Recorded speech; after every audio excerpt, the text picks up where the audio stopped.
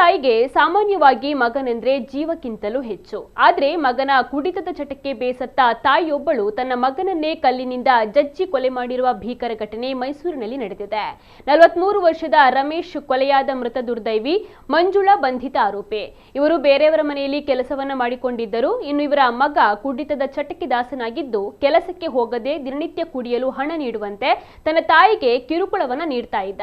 ಪ್ರತಿದಿನ ಮಾನಸಿಕ ಮತ್ತು ದೈಹಿಕ ಹಿಂಸೆಯನ್ನ ನೀಡ್ತಾ ಇದ್ದ ಮಗನನ್ನ ಕೊಲ್ಲಲು ತಾಯಿ ಸಂಚನ ರೂಪಿಸಿ ಚಾಮುಂಡಿ ತಪ್ಪಲಿಗೆ ಮಗನನ್ನ ಕರೆದುಕೊಂಡು ಹೋಗಿದ್ದಾಳೆ. ಈ ವೇಳೆ ತಾಯಿ ಮತ್ತು ಮಗನ ಜೊತೆ ಮಾತಿನ ಚಕಮಕಿ ನಡೆದು ತಾಯಿ ಅಲ್ಲೇ ಇದ್ದ ಕಲ್ಲನ್ನ ಎತ್ತಿ ಮಗನ ತಲೆಗೆ ಹೊಡೆದಿದ್ದಾರೆ. ತೀವ್ರವಾದ ರಕ್ತಸ್ರಾವದಿಂದ ರಮೇಶ್ ಸ್ಥಳದಲ್ಲಿ ನಿಧನರಾಗಿದ್ದು ಪೊಲೀಸರು ಈ ಬಗ್ಗೆ ಪ್ರಕರಣವನ್ನು ದಾಖಲಿಸಿ ತನಿಖೆಯನ್ನು ಮುಂದುವರಿಸಿದ್ದಾರೆ.